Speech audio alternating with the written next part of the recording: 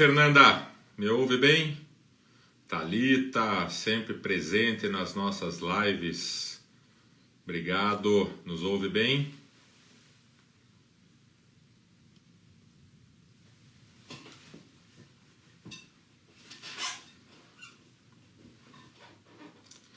Salve, Josiane. Logo já te coloco aqui na sala. Então estamos dando início à nossa live de quarta-feira, 17 horas, em Curitiba e no Brasil, 8 de setembro de 2021. Em Curitiba, feriado municipal em homenagem a Nossa Senhora da Luz dos Pinhais, a padroeira de Curitiba.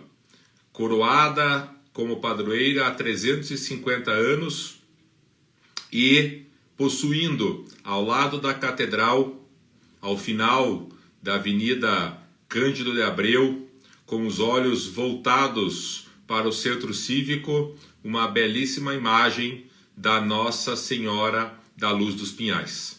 Hoje, dia de Nossa Senhora, 8 de setembro, nós receberemos a advogada Josiane Silva com um tema duro, com um tema difícil, com um tema muitas vezes negado por boa parte das pessoas e negado pelo Estado, que são os órfãos do feminicídio.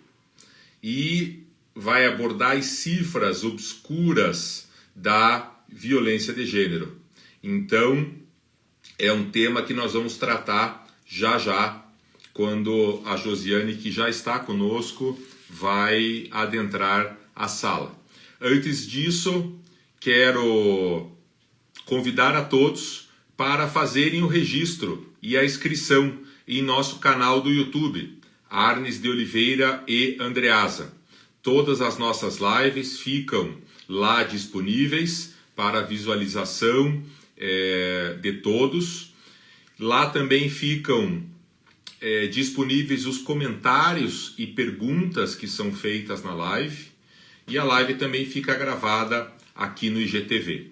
No nosso canal do YouTube ainda constam diversos vídeos com orientações jurídicas, especialmente relacionadas ao direito do terceiro setor, relacionadas ao compliance, relacionadas às declarações de imposto de renda e também as rodas de conversa, produção quinzenal que é feita por mim, Marlos Arnes de Oliveira, com Guilherme Brenner Lucchesi, que junto comigo dirige esse programa, que recebe também grandes nomes do mundo jurídico nacional e internacional, pois temos feito uma série de eventos, inclusive com a Sociedade Jurista, que envolve cidadãos latino-americanos com ligação e estudos feitos na Alemanha. Então fica o convite para que vocês acessem o nosso canal do YouTube, Arnes de Oliveira e Andreasa, e lá façam o seu registro e a sua inscrição. Quero aproveitar a presença da Sandra Silveira, cujo perfil é Sandra R. Silveira, aqui no Instagram, que coordena um programa espetacular de ajuda aos necessitados e aos moradores de rua, chamado Anjos Noturnos. A Sandra coordena a distribuição de 350 refeições a 350 moradores de rua todas as sextas-feiras. Se você quiser participar, você pode participar com doações espontâneas a partir de R$20, mas pode também se tornar um padrinho, doando o valor de R$68 por mês. Já temos 30 padrinhos no programa e vamos atingir a meta de 350 padrinhos para que cada morador de rua possa receber a sua alimentação pelo menos na sexta-feira. Nesta sexta-feira, dia 10 de setembro, é um dia muito especial porque é o aniversário da Sandra Regina Silveira e ela está recebendo como presente de aniversário, como brinde à vida, como um brinde à saúde, está recebendo o seu presente de aniversário de cada um de nós em forma de doação para o projeto Anjos Noturnos. Então fica o meu convite para que você acesse o perfil aqui no Instagram, Sandra R. Silveira, verifique lá o Pix e faça a sua doação. Isso faz muita diferença. Fica aí o nosso convite. Então agora é a hora de nós incluirmos a Josiane para darmos início à discussão do nosso tema de hoje. Enviado, Josiane, só dá o ok e já vamos te receber aqui. Obrigado pela presença de todos que estão conosco. Seja bem-vinda, Josiane. Tudo bem? Olá, doutor. Tudo bem? Me ouve? Ouço muito bem. Você também me ouve bem? Que bom. Ouço muito bem. Obrigada. Que bom. Seja muito bem-vinda. O teu tema é um tema super, eu diria, triste, mas um tema super importante que chamou a atenção. Recebi um feedback super positivo do pessoal que nos acompanha todas as quartas-feiras. E antes da gente entrar no tema, eu gostaria que você se apresentasse. Você é advogada e eu queria que você contasse a tua trajetória para o pessoal te conhecer melhor. Tá bem, então. Primeiro, eu gostaria de saudar a todos e a todas que estão nos prestigiando nesse feriado, né? E lhe agradecer mais uma vez por tanta generosidade de me chamar aqui para conversar. E, assim, rapidamente, eu nasci no interior do Paraná, eu sou da cidade de Pato Branco, só que a gente já veio para cá, para essa região, há mais de 30 anos, então já me considero daqui. Eu me formei na Unicuritiba, já ali no campus Milton Viana, ali do Rebouças. Eu advogo desde janeiro de 2011, na área de direito penal, já atuei em outras áreas também, direito administrativo, enfim, mas o direito penal sempre me atraiu demais. E eu sempre acabei direcionando meus estudos. E, atualmente, eu faço mais um trabalho de consultoria. Eu presto serviços para bancas que atuam no júri, justamente nessa questão de gênero, para que a gente não tenha mais tantos problemas desta pauta e revitimização durante o plenário. Então, eu presto serviço de assessoria, eu faço júri também, e eu também faço um trabalho de educação corporativa, dentro das práticas de compliance, criando comitês de recebimento de denúncia, tratamento das denúncias de assédio no ambiente de trabalho, promoção de cargos, empregabilidade feminina, então é um outro trabalho. Mas eu advogo também na área criminal. Então, basicamente é isso. Já fiz bastante trabalho social nessa área também, e eu estudo criminologia e gênero. Muito bom. Tema de pesquisa. Seja bem-vinda. E ainda por cima é corredora.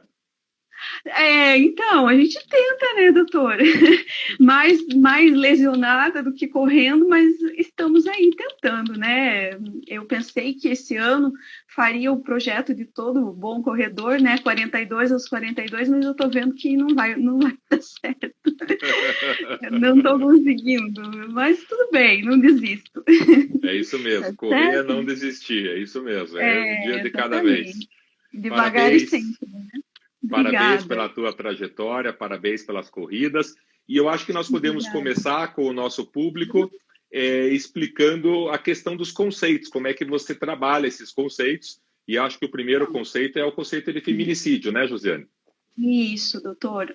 Eu acho importante, antes de nós começarmos a falar especificamente de vitimologia, né? Que é aí uma área de estudos dentro da criminologia, eu acho importante, porque eu não sei que o nosso público, se todo ele é composto de pessoas com formação jurídica, mas se tiver uma pessoa que não tenha formação jurídica, eu me sinto no dever de esclarecer alguns conceitos, porque embora o feminicídio seja um crime absurdamente midiático, que gere bastante comoção social, eu percebo que muitas pessoas realmente não sabem o que efetivamente é, muitas pessoas que, inclusive, atuam na área não sabem fazer a devida aplicação do conceito, né? Então, assim, o que seria o feminicídio em si? Uma qualificadora do crime de homicídio, né?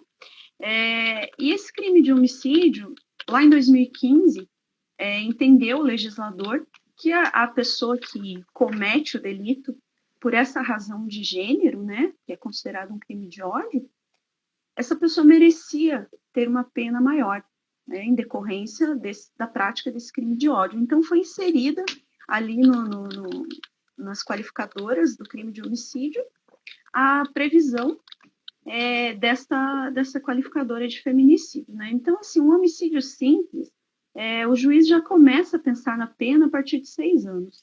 Quando nós estamos falando de uma qualificadora, e dentre elas a do feminicídio, o juiz já começa a falar de pena a partir de 12 anos, né? Então, tem uma relevância muito grande. E aqui é muito importante a devida capitulação jurídica, seja na fase de persecução, ali na fase inicial dos atos de investigação, para que tenha o devido tratamento, né? E para que a falta da devida capitulação não acabe incidindo em cifras obscuras, né? Subnotificação, e que a partir do momento que a gente tem o devido tratamento e que a gente sabe que tem tantos números de feminicídio, nós já podemos pensar em direcionar políticas públicas, nós podemos pensar em direcionar políticas preventivas, porque aqui eu vou deixar já uma crítica inicial, não adianta gritarmos por penas mais duras, por recrudescimento penal, se enfiamos a sujeira embaixo do tapete. Porque cada um de nós tem o dever nas práticas preventivas. Aí eu vou estender a responsabilidade a todos nós. A sociedade, na educação dos seus filhos, no fortalecimento da autoestima das meninas para que elas se imponham diante do menor comportamento abusivo, na criação dos nossos meninos para que eles sejam respeitosos, no nosso comportamento para que não disseminemos comportamentos de ódio, seja público ou privado. E aí, óbvio, que isso se estende também a todos os poderes, seja o poder executivo, na implementação de políticas públicas, poder legislativo, criando tipos penais adequados e não apenas tipos penais midiáticos impulsionados por comoção social, que a gente está vendo que não resolve, né? Aqui tem várias pessoas, vários colegas que estão vendo que atuam na área e vivenciam isso. Nós percebemos que não é só esse o caminho. Precisa de pena? Precisa, mas precisa de muitas outras coisas. Então, veio esse recrudescimento penal com a inserção dessa qualificadora no crime de homicídio, prevendo uma pena maior. Mas e quando? Quando que ocorre o feminicídio, né? Então, o Código Penal, ele diz ali que os crimes de homicídio decorrentes dos conflitos familiares, né, podendo ser perpetrado tanto por um homem quanto por uma mulher, mas a vítima deve ser mulher. E no contexto do menosprezo, do sentimento de ódio pelo gênero feminino, né, pelo gênero mulher. E aqui tem outra questão delicada, doutor, que quando do PL, da Lei 13.104/2015, que inseriu essa qualificadora, a expressão que vinha ali era por motivos de sexo feminino. Aí foi alterado para questões de gênero. Porque essa é uma grande questão de quem é a mulher, aspas, quem é a mulher na aplicação da qualificadora, né? Exatamente, porque isso restringe o âmbito de proteção da norma. Porque, assim, quando eu falo questões de sexo feminino, e eu aplico essa qualificadora para pessoas do sexo feminino, eu restringo o âmbito de proteção da norma. Aqui é um ponto muito delicado, espinhoso, porque nós temos, assim, o Brasil é imenso, né, dimensões continentais, e as pessoas têm aí concepções morais muito duras, mas aqui o que eu sempre digo é o seguinte: a norma, a lei, ela não é criada para mim, não é criada para o senhor, é criada em âmbito geral para a proteção do maior número de indivíduos possível. É muito fácil enxergar um feminicídio usando, por exemplo, o meu caso. Eu sou uma mulher que nasceu com órgãos genitais femininos, eu sou uma heterossexual e eu tenho uma identidade de gênero e me vejo como mulher. Então é tudo muito simples. Então eu não posso usar a minha régua para medir a realidade alheia. E eu não posso restringir o âmbito da norma. Então, por isso, a alteração, considerando o gênero. Por quê? Porque quando eu falo de gênero, eu estou abrangendo pessoas que se identificam. E aqui acontece o maior problema de subnotificação desse delito. Por quê? Porque os agentes públicos que trabalham, não só os públicos, mesmo advogados e outras pessoas da rede de proteção que trabalham, têm uma visão limitada em relação a isso. E se o legislador fez essa alteração na norma, é porque a vontade da norma, que vai além da letra da lei, é proteger também essas pessoas que se identificam. E aqui também é importante, porque quando nós vamos tratar de um feminicídio, nós temos que ver o dolo do agente aqui. Aqui eu lhe dou total liberdade para me corrigir. Maior respeito aqui pela sua condição de criminalista.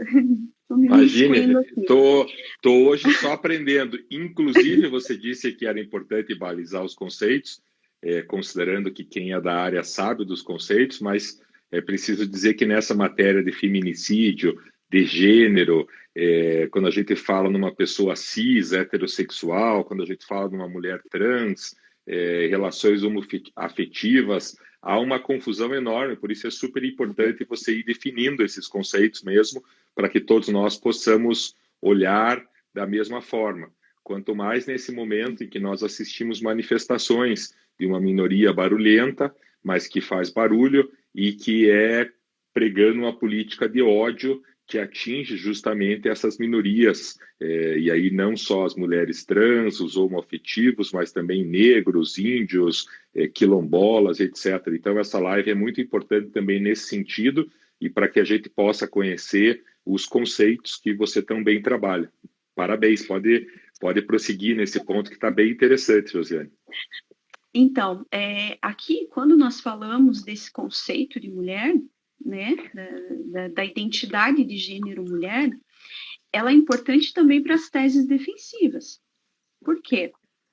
Porque quando nós vamos sugerir ao conselho de sentença uma absolvição, nós temos que indicar, ainda que não de uma maneira tão técnica, porque em regra são pessoas leigas, nós precisamos indicar o dolo do agente.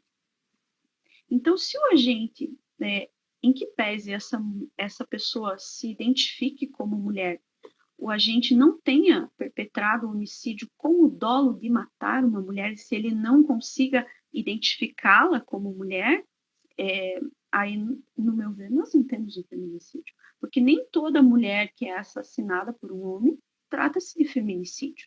Então, para que nós não tenhamos uma condenação injusta, também é importante conhecer esses conceitos, não é? Quer dizer, então, o dolo no feminicídio é o dolo do agente efetivamente querer matar uma mulher pela condição de ser mulher. Condição de ser mulher, pelo menosprezo.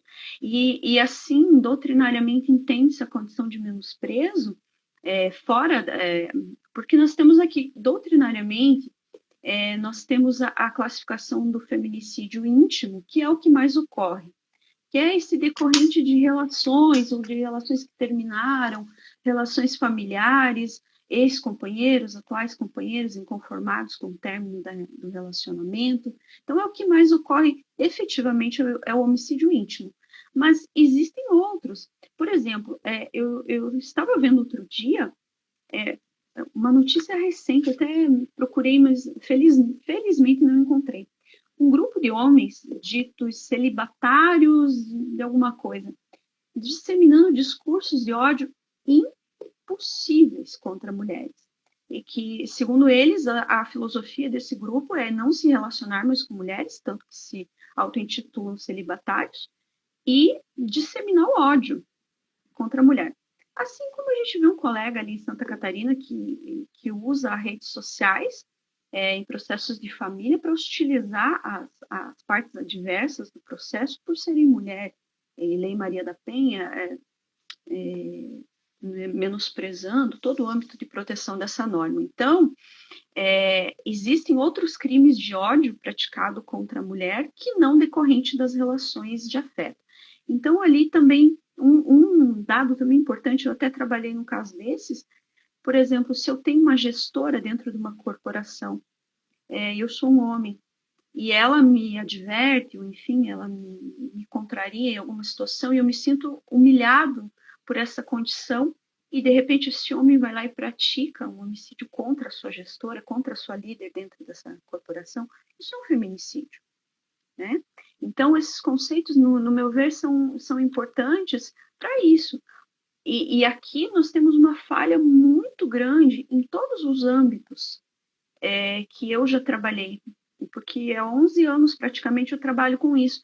E eu vejo, assim, eu já ministrei treinamentos para guardas municipais, para policiais militares.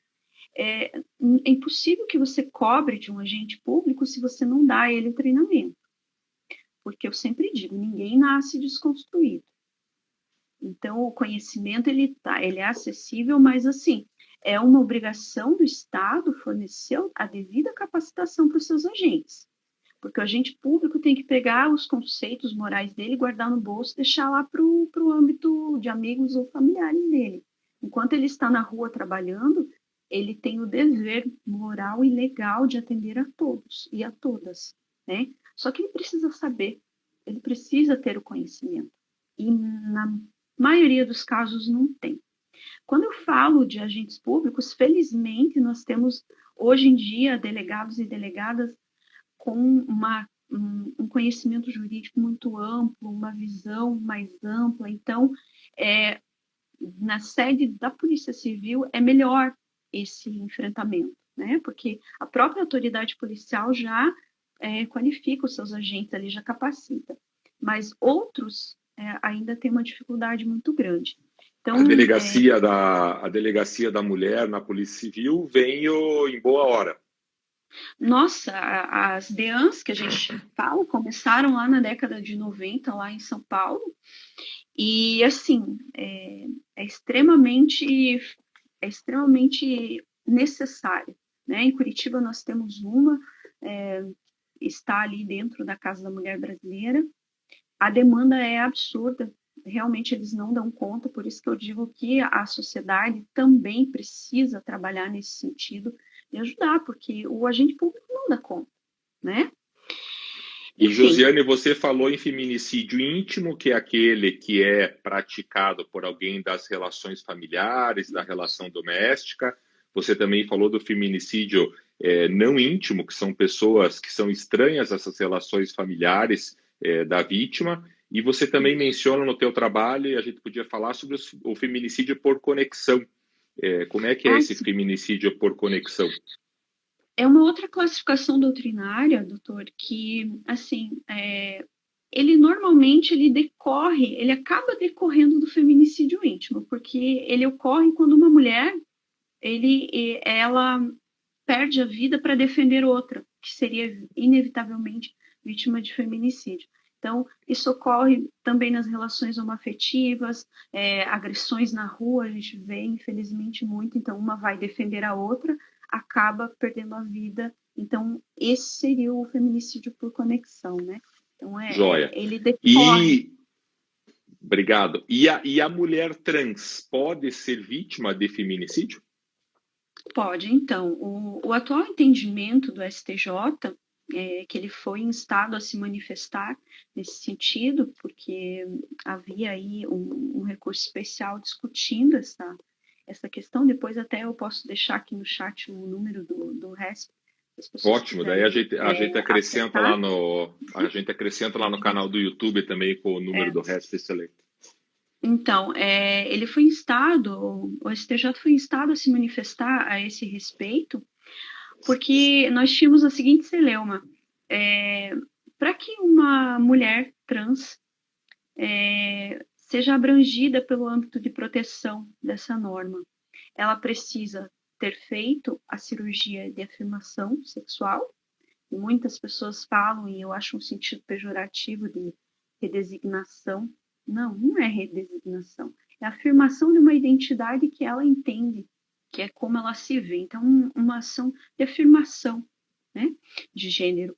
Então, existe a cirurgia de afirmação de gênero, exige-se, para que incida a proteção da norma, a modificação no assento civil? Não. O STJ diz que não, que é preciso que essa pessoa se veja, se identifique como mulher, socialmente se identifique, se apresente como mulher, e que se a gente tenha condições de identificar isso. Né? Independente de cirurgia e independente de mudança do registro civil. E aí entra a questão também que chama a atenção na discussão da aplicação da norma que aumenta a pena no caso de feminicídio para as relações homoafetivas. Também se aplicam. Por quê? Porque enquanto a norma traz ali taxativamente a questão de gênero para o sujeito passivo, no caso para a vítima, que deve ser do gênero mulher, exige-se que seja mulher, enquanto o sujeito ativo ela é silente, né? E aqui me parece um silêncio eloquente. E se o legislador quisesse dizer que deveria ser somente perpetrado por um homem e limitar, mais uma vez, o âmbito de incidência da norma, ele assim teria feito, né? E não é o caso. Então, aqui também eu entendo que seja positiva a redação. Por quê? Porque ela abrange também as relações homoafetivas, duas mulheres que se relacionam, abrange o caso, né? Por exemplo, se nós pegarmos um caso conhecido, Suzane von Richthofen, ela em relação à mãe é um feminicídio, né? Porque é uma mulher, verdade, né, que perpetrou um crime no âmbito das relações domésticas contra a sua mãe, é um feminicídio, né? Então, é importante essa redação explícita para que você adequadamente você dê o enquadramento legal para essa conduta, né? Devido ao tratamento. Para quem está chegando agora, estou conversando com a Josiane Silva, advogada, sobre feminicídio e as cifras obscuras e não computadas desse tema. A Josiane trabalhou até agora os conceitos de feminicídio, a qualificadora do tipo penal, para quem se aplica às mulheres, mas também às mulheres trans, também às relações homoafetivas. E eu vou pegar o gancho da Sandra, Josiane, que junto com a Eliana Faustino e outras está aqui te elogiando e dando uma fala de orgulho aí do teu trabalho. E a Sandra, eu queria a gente entra agora na questão das cifras e vamos falar mais de políticas públicas.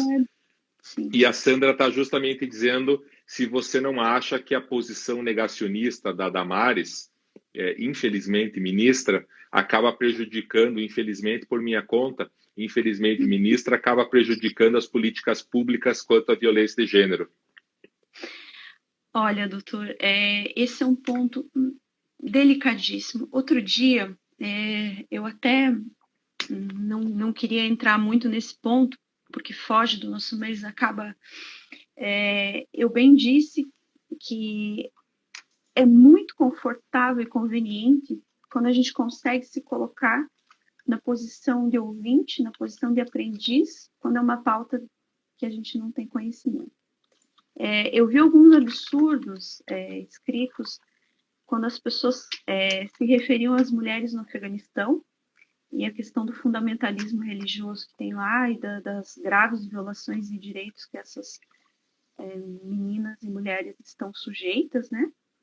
E infelizmente as pessoas acabam distorcendo e trazendo aí à tona coisas que não vale a pena entrar aqui. Mas veja, fundamentalismo religioso tem aqui também. Claro que num grau muito menor, né? Não dá nem para comparar com o que elas vivem lá no Afeganistão, mas nós temos um problema seríssimo de fundamentalismo religioso quando nós temos uma ministra como a senhora Damares à frente de uma pasta de tamanha relevância. Nós tivemos uma perda tão grande, tão significativa em termos de discussão dessas temáticas e de políticas públicas, e isso tratando com o exterior, nós tivemos uma perda muito grande com ela à frente. E nós tivemos aqui um caso estarrecedor, que eu acho que todos devem se lembrar, desse caso de violência sexual sofrida por uma criança que acabou ficando grávida, e aí dentro das permissivas legais para o aborto, houve o fomento, a negligência por parte do Ministério e, por outro lado, a incitação da população a tornar a vida dessa criança um inferno, muito maior do que já estava, né? Porque veja só, eu não vou entrar no tema aborto aqui porque eu tenho uma opinião muito peculiar a esse respeito, mas uma permissão legal para esses casos. Óbvio que não se obriga ninguém a fazer o aborto, mesmo dentro das permissivas legais. A decisão, o livre-arbítrio é da mulher. No caso, nem é uma mulher, nem livre-arbítrio nós podemos falar, porque era uma criança. Então, assim, eu acho muito problemática. É claro, ela tem aí uma história delicada também, que ela também sofreu violência a respeito em relação a isso. Ela foi uma grande vítima também desse sistema opressor que nós temos, mas eu acho que ela peca nesse sentido de deixar o fundamentalismo religioso falar mais alto. E é o que eu vinha dizendo lá no início da nossa conversa. Os nossos conceitos morais, eles são implícitos, não tem como dissociarmos totalmente dos conceitos morais. Nós temos conceitos morais, todos nós. Só que quando nós estamos trabalhando, nós precisamos separar as coisas. E eu acho que, nesse sentido, a ministra peca demais, né? Peca demais, peca todo dia, coordenou junto com a Sara Winter, nesse exemplo que você deu, uma série de manifestações na frente do hospital, tiveram que transferir a mãe grávida para outro estado, lá também continuaram fazendo manifestações horrorosas, e isso nos casos em que foi totalmente autorizado pela hipótese legal, independe de autorização judicial, inclusive. Então, foi uma posição horrorosa, e realmente nós vivemos um Estado muito mal posicionado nessa questão que conta com o apoio de expressiva parcela dos evangélicos, fazendo aqui a exceção, lógico, a todos os religiosos, evangélicos e outras religiões sérias, mas a gente pega aí um Silas Malafaia e todas as igrejas que com ele trabalham, apoiando esse desgoverno, apoiando as manifestações de ontem, incentivando manifestações de ódio contra as mulheres, contra os gays, contra os negros, e isso tudo, apesar de ser uma minoria, como a gente disse, barulhenta e que precisa ser rechaçada devidamente. E aí, nesse ponto das políticas públicas, é que vem os números que você quer tratar, né, Josiane? Exatamente. Agora, nós entramos aqui no tema central da nossa conversa, né, que é a vitimologia. Então, assim, quando nós falamos de desdobramentos do feminicídio, ele tem vários, né? Como eu disse, é um crime que causa um clamor público muito grande, então ele tem sérios desdobramentos aqui, e nós vemos, assim, que os números, eles, infelizmente... Uma coisa que me chamou a atenção quando eu estava preparando aqui a nossa conversa foi que realmente de 2018 para 2020 houve uma diminuição nesses números, mas eu não confio muito nisso porque eu acredito muito nessa questão da subnotificação e da inadequada capitulação jurídica, enfim. Mas... E essa data coincide... Desculpe te interromper, mas essa data coincide justamente com essa política pública federal que elegeu aí uma série de vereadores, deputados estaduais, federais, senadores. A gente vê boa parte da polícia, especialmente da polícia militar, comungando dessa violência de gênero e, portanto, a própria ida nas delegacias ou a própria ida ao judiciário acaba sendo muitas vezes repelida pelas próprias pessoas que estão ali no comando e que afastam essa possibilidade. Por isso, essa subnotificação que você desconfia, sem dúvida, é uma realidade muito grande. Não há diminuição de número, basta a gente olhar ao nosso entorno para verificar como tem aumentado o feminicídio, como os casos têm ficado ainda mais frequentes nesse momento tão turbulento, não é? Sim, sem dúvidas. Então, assim, quando nós falamos de outras formas de violência, de outros delitos suportados pelas mulheres, nós temos que nos preocupar, num primeiro momento, óbvio, com essa mulher que está em situação de violência, né? Mas quando nós falamos do feminicídio, infelizmente, a principal vítima, né, ela não vai mais estar aqui para que nós nos preocupemos com ela. Então, com quem que nós temos que nos preocupar quando nós falamos de feminicídio? Nós temos, num primeiro momento, na seara de prevenção, nós temos que evitar que o feminicídio aconteça, né? E se ele acontece, é o que eu costumo falar, que o feminicídio é a falência. Falhou tudo. Falhou a prevenção, falhou a repressão, falhou a punição, falhou tudo. Então, assim, em relação a essa mulher, nós falhamos, todos falhamos, né? Mas ficaram pontas soltas aqui.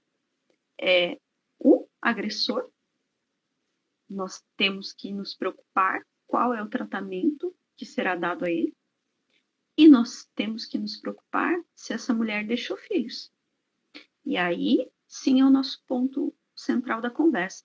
Porque aqui, a vítima, eu acho até importante também fazer um parêntese aqui, que eu acho que vai de encontro com tudo que nós falamos aqui dessa atual política de governo no que se refere às mulheres.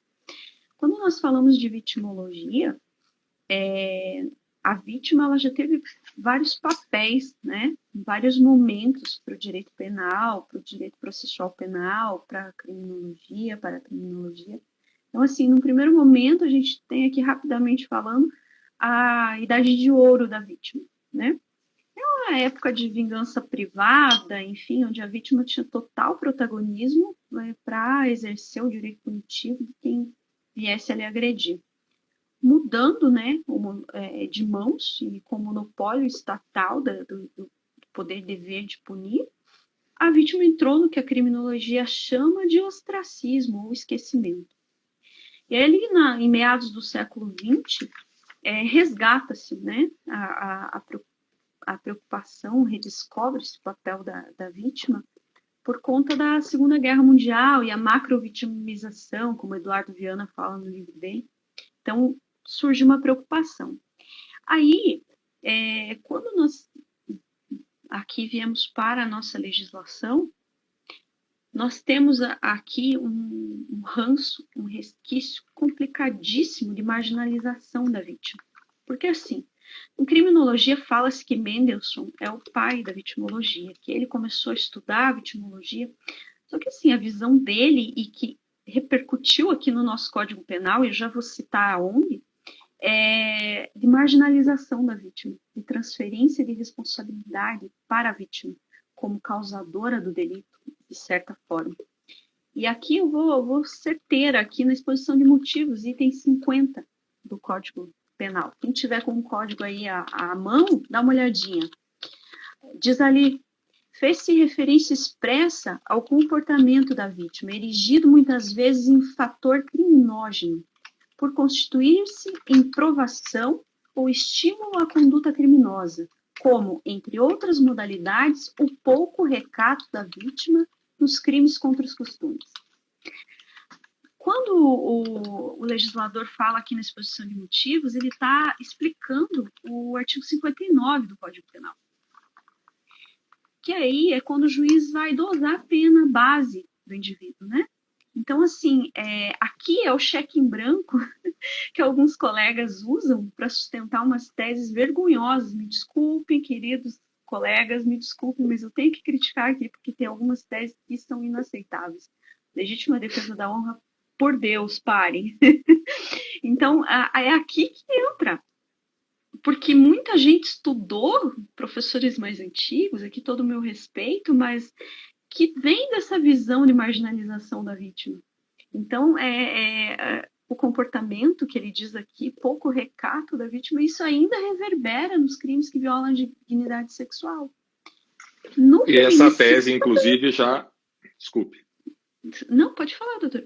Essa tese da legítima defesa da honra já rechaçada pelo Supremo Tribunal Federal em acórdão paradigma do ministro Dias Toffoli, que sofreu imensa crítica por parte da advocacia, em especial dos advogados que usam e que utilizam, ou melhor, que são tribunos do júri, que utilizam ainda essa tese em pleno em pleno ano 2021. Então, aqui tem uma grande discussão. Eu comungo do teu entendimento, eu acho que essa tese realmente, além de superada, não poderia ser reconhecida no nosso Tribunal do Júri, mas não desconheço a crítica dos tribunos do júri que utilizam a tese de que o júri seria soberano, enfim.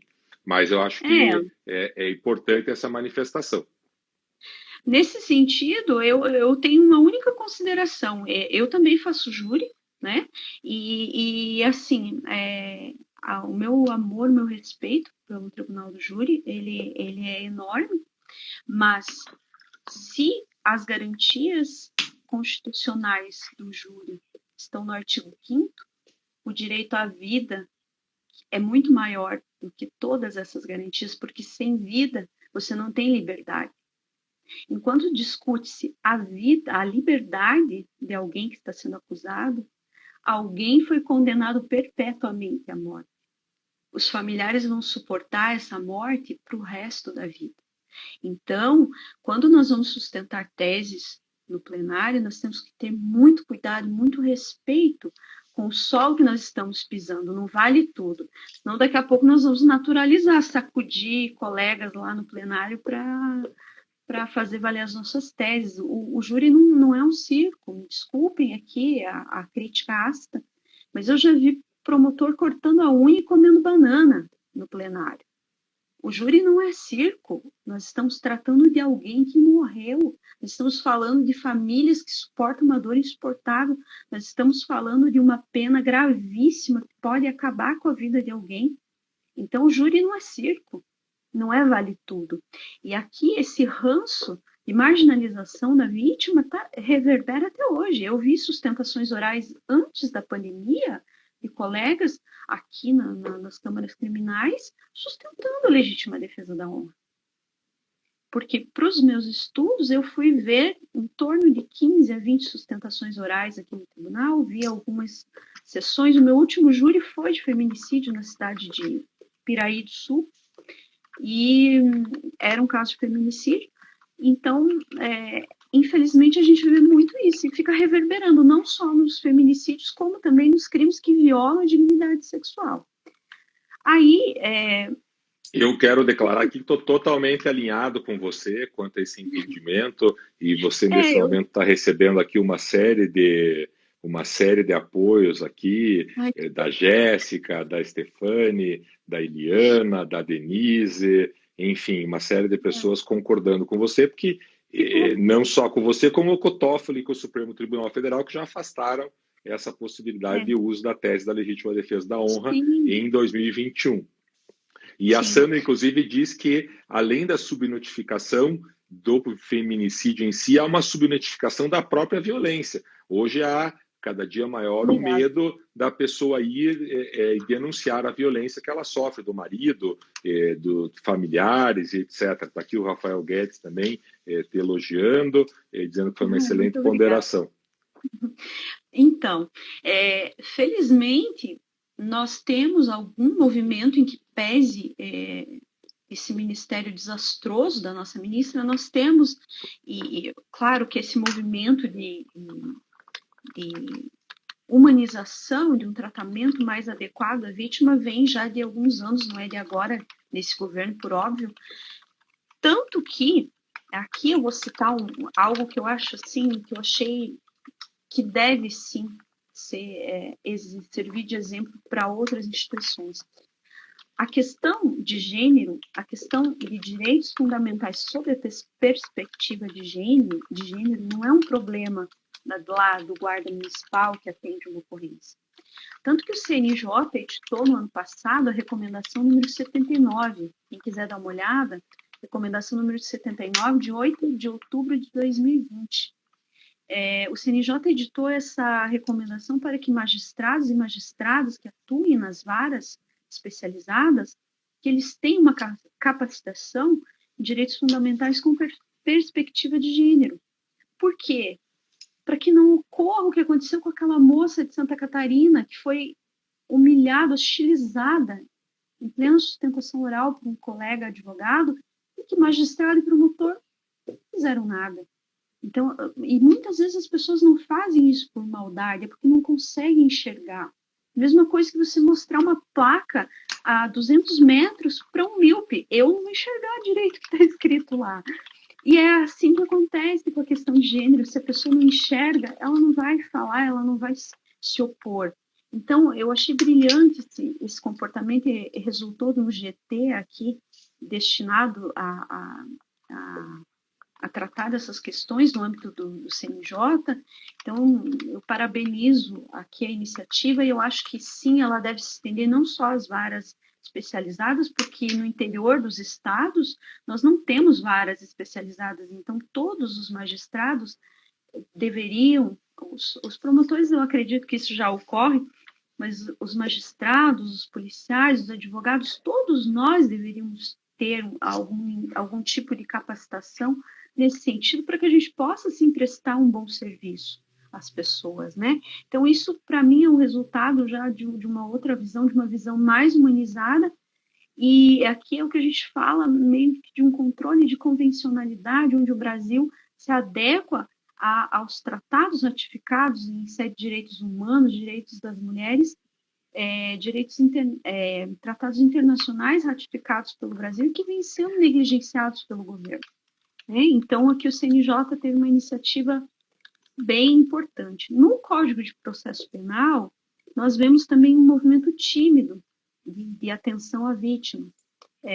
Aqui, na questão do interrogatório, do reconhecimento, onde se minimamente tenta preservar a vítima aqui, né? Mas em que pese ela não seja uma parte no processo penal, ela tem meio que um tratamento de testemunha, né? Mas para o processo penal a vítima não é parte.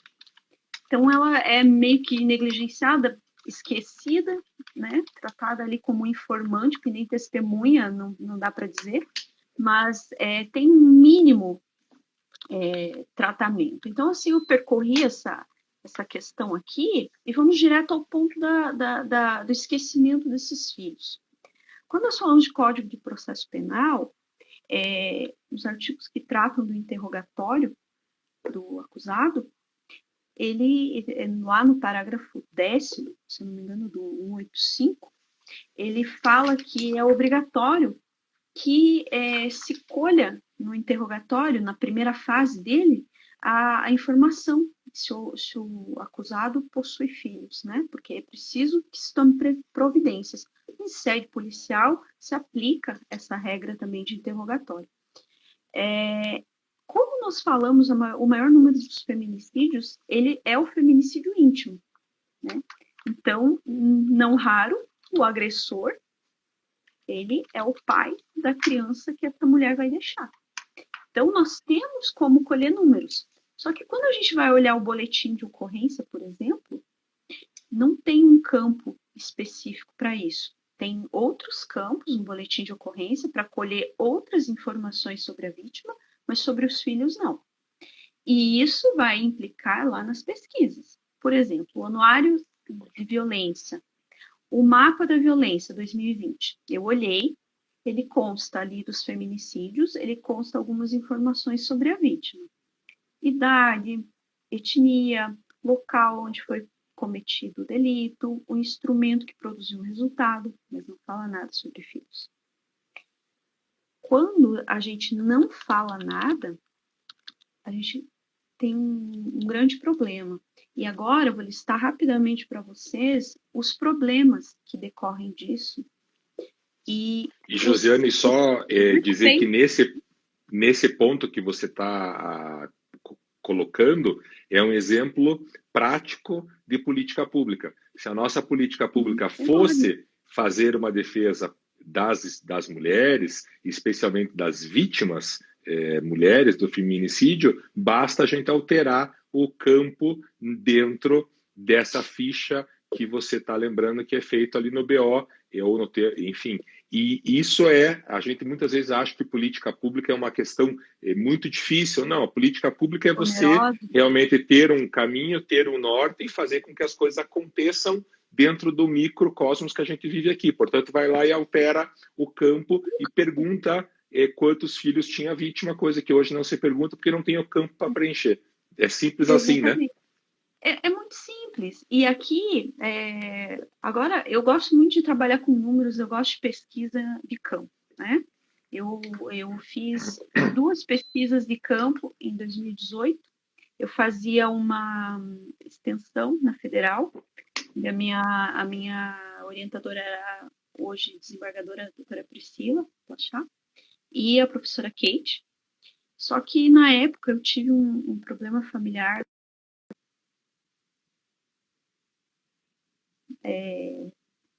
sem dizer. Enfim, mas isso não vem ao caso. Enfim, eu não consegui concluir e apresentar o meu artigo, mas as pesquisas de campo eu fiz. E é muito triste a gente se deparar com a realidade das políticas públicas e das secretarias, né? Eu vi ali em loco o que acontece.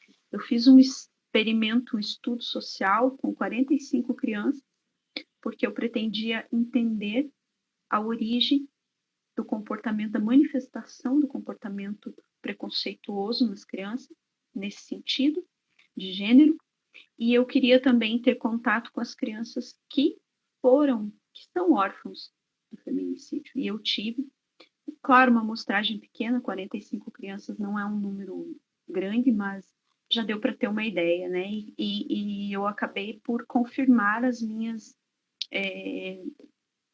suspeitas, né? Pelo menos com esse pequeno grupo. Então, quando nós falamos aqui, veja só, eu vi aqui o Anuário de Violência 2020, né? Segundo o Anuário de Violência, nós tivemos 3.913 assassinatos de mulheres no Brasil. Destes 3.913, 1.350 casos foram tratados pelo sistema de justiça como feminicídio, né? Eu acredito, essa criminalidade revelada, mas eu acredito, como nós já dissemos, que seja muito maior. Nenhuma dessas pesquisas trouxe aqui a questão dos filhos. Mas aqui, como dizia minha avó, vou fazer uma conta boba aqui. Consideremos que metade dessas mulheres tinha pelo menos um filho. Nós estaríamos aqui falando 675 seres negligenciados, invisibilizados perante o poder público. E aqui é uma conta boba, porque não tem como fazer uma conta decente, porque nós não temos números para nos reportar. Então, uma conta boba, 675 seres que são esquecidos, que simplesmente não são tratados. E por que é um problema essa estatística?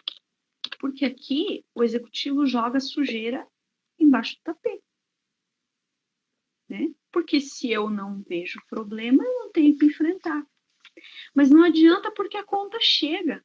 E eu vou falar aqui rapidamente, a conta chega por quê?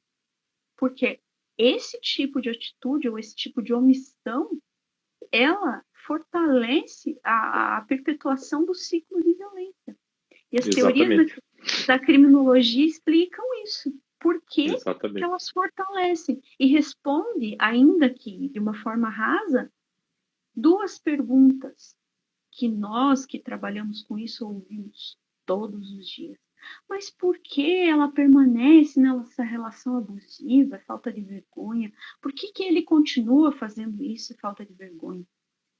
Eu vou responder aqui já, por um viés, o porquê que essa mulher continua numa relação abusiva, né? Então, assim, como eu disse, quem não é visto não é lembrado. Se eu jogo a sujeira para baixo do tapete, eu não tenho que enfrentar o problema. Só que com isso, o poder público está violando princípios muito caros do Estatuto da Criança e do Adolescente, que é o princípio da prioridade absoluta, né? Uhum. Prioridade absoluta para quê? Para criar políticas públicas, para resguardar o orçamento, para destinar verba. Então, eu não destino porque eu não sei que tem problema, né? E aqui é o que nós estávamos falando. Minimamente, um gestor responsável, ele vai atrás desses números. Como? Quando você estrutura uma Secretaria de Políticas Públicas para as Mulheres, ou mesmo dentro da Secretaria de Assistência Social, que normalmente é onde se trata o problema, em cidades menores, que você coloque efetivamente técnicos para trabalhar. E que essas pessoas tenham a vontade de fazer. Existem convênios que o Estado firma com os municípios para atender situações básicas. Eu já fui chamada domingo de noite por populares para derrubar a porta de traficante para tirar a mulher de cárcere privado. Que a mulher gritava o meu nome lá para me chamarem no Facebook para eu ir lá auxiliá-la. Então, assim, tem que existir uma vontade, né? Nós temos dentro dos municípios aparelhos muito importantes, como o CREAS, por exemplo.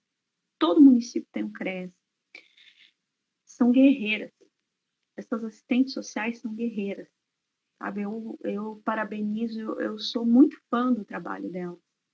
Porque elas estão ali com a população vulnerável, elas estão ali, elas são o carro de frente do município, e na maioria das vezes não tem condições de trabalho adequadas, o município não fortalece esses equipamentos, e eles são muito ricos. Eu fiquei um tempo dentro de um CREAS, ouvindo os relatos das vítimas que vinham, das famílias, dos agressores, né? Então, uma das atitudes, sabendo do problema, é o fortalecimento do CREAS. Porque quando essa mulher morre e essa criança fica, normalmente ou o pai é preso ou ele comete suicídio após o crime. É muito comum. E aí, essa criança, esse adolescente, ele é colocado sob a guarda da família extensa, quando há, ou então ele é acolhido, né, por uma instituição. Mas aqui a minha preocupação, por exemplo, como profissional e como ser humano, não é só o destino dessa criança. É como que essa criança, esse adolescente, vai processar tudo isso que está acontecendo com ele. Porque em que pese nós clamarmos por punição, e tanto que há uma causa de aumento aqui do feminicídio, quando ele é perpetrado na presença dos ascendentes da vítima, descendentes, não é só da punição ou com o destino dessa criança. Nós temos que nos preocupar com o que ele vai fazer dali em diante, como que ele vai processar isso tudo. Porque assim, eu não vou me imiscuir aqui na psicologia, porque não é o meu campo de atuação, nem me atrevo. Mas eu acho que não precisa muito esforço para entender como que uma criança, um ser em formação, na condição de ser humano em formação, vai processar o fato de ver o seu pai matando sua mãe. É algo devastador.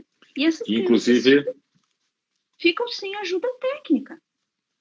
Inclusive, né? Para que a gente possa interromper esse ciclo que você colocou, que é um ciclo de continuidade da violência.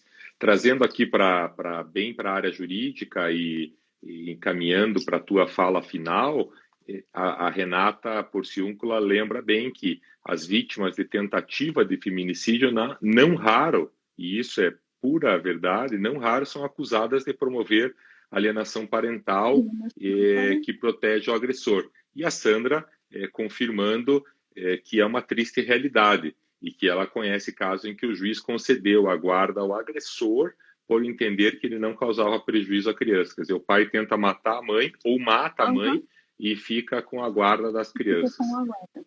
E aí eu tendo já o nosso tempo quase esgotado, deixo para a tua fala final, Josiane. Foi muito bom a gente passear por esses conceitos tão difíceis, perceber como as políticas públicas podem alterar esse quadro, perceber que momento terrível que nós estamos passando no Brasil, com esses malucos que estão no poder, e eu deixo aberto aqui para o teu recado final.